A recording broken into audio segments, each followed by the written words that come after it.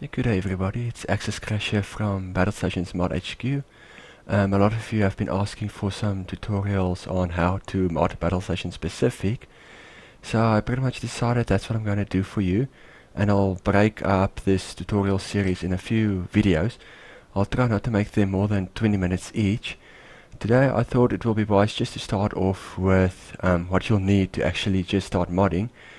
You'll see on my website there's a section called extra downloads. Now most of the software I'll talk about today you can download here. All of it is not fully up to date. It's a bit difficult with all the software that keeps getting updates the whole time to get the latest versions, but the vast majority of them are up to date. So you can just go download it here, or you can Google for it, and then you'll see there's quite a few selection, and there's some handy stuff that you can download as well. To start off, obviously the most important thing you'll need is the BattleStation specific ripper. This will allow you to unpack the game's core files, the impact files, where all the game settings are stored. So we just open this, and then it's just a simple installation. For now I'm just going to install it on my D drive because that's a terabyte. It's got a lot more storage. You do need a bit of space to actually go and unzip and zip those impacts, so I'm just going to load it on that drive. You can install it on any drive and location you prefer. It's a quick installation, as you can see, and then let me just quickly open it for you. This is how it looks. So we'll get to this a bit later on how the ripper works. I just want to run through the other programs with you as well. The other one that's very important is Notepad++. Now generally most of your scripts for maps and units will come from SCN and Lua files. Now basically if you try and open those things in Notepad, it's just this massive ton of text that's really virtually impossible to understand. Now what Notepad++ does for you is, let me just see, yeah, here's an example of the mission tree file. Now if we put it under no language, you'll see it's kind of just this ongoing blubber of text.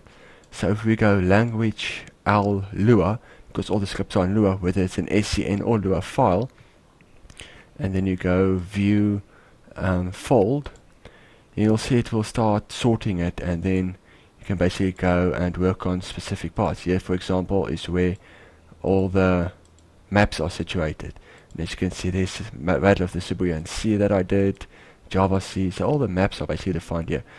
And as you can see, it nicely sorts everything to be able to a lot more easily edit the content. So this is also a very important program to use. I modded a long time without it and it was quite difficult. It was a big blessing when I started using this program. Next up is basically just RAD tools. What this allows you is to play those Bing video files for BattleStation specific, and also convert Windows Movie Maker format to BattleStation specific format. Then you can create new videos for in the game. Movie Maker 2.6, that's the standard Movie Maker you found on XP, but it's been ported to Vista 7 and 8. You just install that basic installation. The HD plugins will allow you to basically just export your video files in HD format instead of the 480 pixels.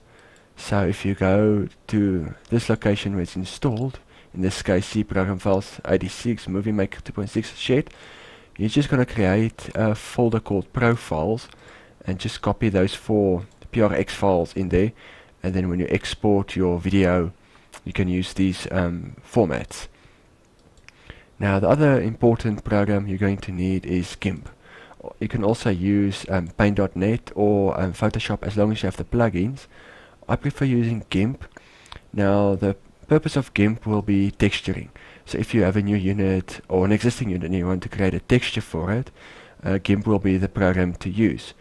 Now natively GIMP does not open DDS files, which is the directorial surface texture files. You're going to need the GIMP DDS plugin, which is available on my website.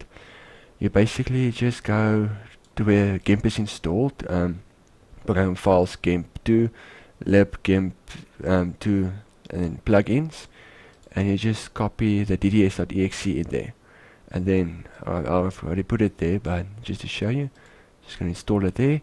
then your GIMP can go open texture files for Battle Station Pacific and Midway. Also an important thing to note, you'll see I have GIMP 2.6.8.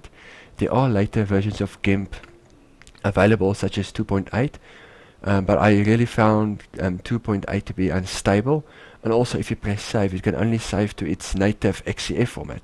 You have to manually export to be able to save to DDS or any other format. So 2.6.8 I strongly recommend. It's more stable, and obviously the save button actually saves to the file format you already used.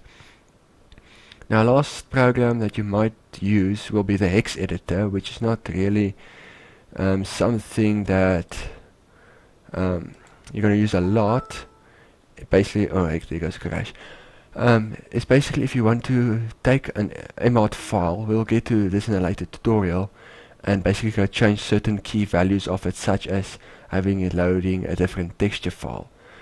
So this is basically concludes the first part. So meanwhile, you can go and download these programs, play around with it a bit, and then I'll see you next time when we're going to do the second part of the tutorial, and that will go on folder structures, which MPAC files contain what, and how everything is archived, and what the layout of everything is. And then I'll see you then for that part of the tutorial. Thank you for watching, and then I'll see you next time.